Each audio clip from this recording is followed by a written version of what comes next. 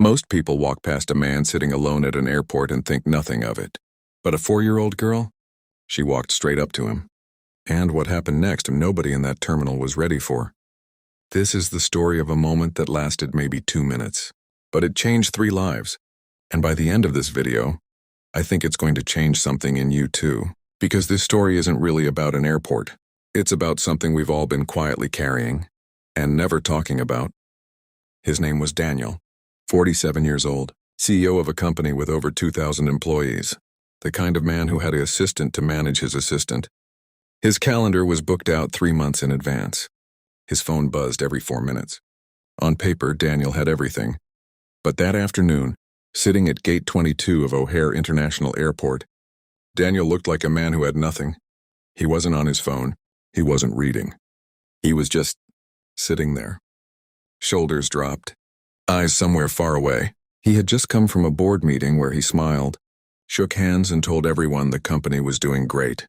But on the inside, he hadn't felt okay in months. He couldn't even remember the last time someone asked him how he was, and actually meant it. He was surrounded by hundreds of people, and he had never felt more alone in his life. That's the thing about loneliness that nobody talks about. It doesn't only show up in empty rooms.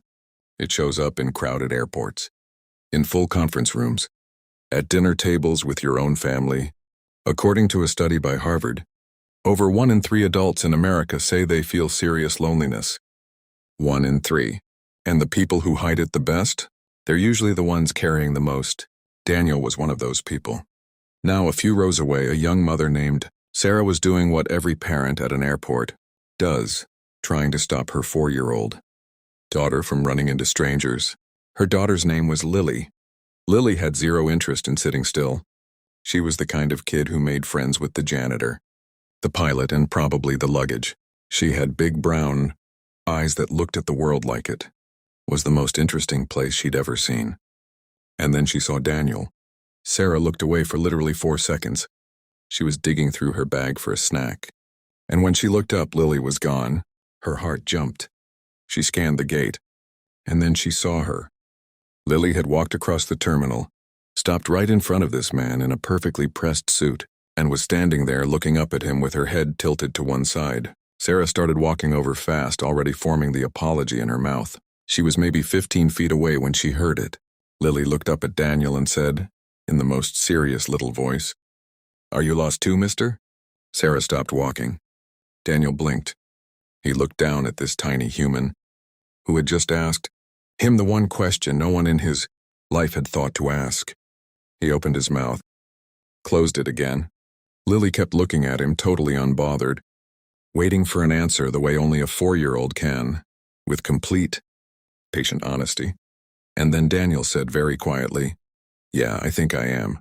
Sarah stood there frozen, because the way he said it, it wasn't small talk. It wasn't the kind of thing you say to be polite. It came out of him like he'd been holding it in for years. Lily nodded like this made total sense to her. Then she climbed up onto the empty seat next to him, swung her little legs and said, "It's okay. Mama gets lost sometimes too. She says you just gotta keep walking and you find your way." Daniel looked over at Sarah, and Sarah, this woman who did not know this man at all, just stood there and felt her eyes fill up with tears, because her daughter had just said in 9 words what she had been trying to tell herself for 2 years since her divorce. She walked over. She sat down on the other side of Lily, and for the next 40 minutes, while they waited for their flight, 3 strangers sat together and talked. Really talked. Daniel told them he couldn't remember the last time he took a day off. That he had a daughter Lily's age, but he lived 3 states away and only saw her on holidays. That he had been thinking on that bench about whether any of it was worth it. Sarah told him about starting over, about how scary it is to feel lost when you're supposed to be the one holding everything together for your kid. And Lily? Lily fell asleep across both of them like they were furniture. Here's what I want you to sit with for a second. Daniel was not a sad character in a movie. He was a real person. The kind of person we look at from the outside and assume is fine. Is more than fine. The kind of person we think doesn't need anything from anyone. We do this all the time. But somewhere along the way, between screens and schedules, and the pressure to look like we're doing great, we stopped doing it. We stopped making eye contact. We stopped asking questions we actually want the answer to. We stopped sitting next to the person who looks like they're having a hard day.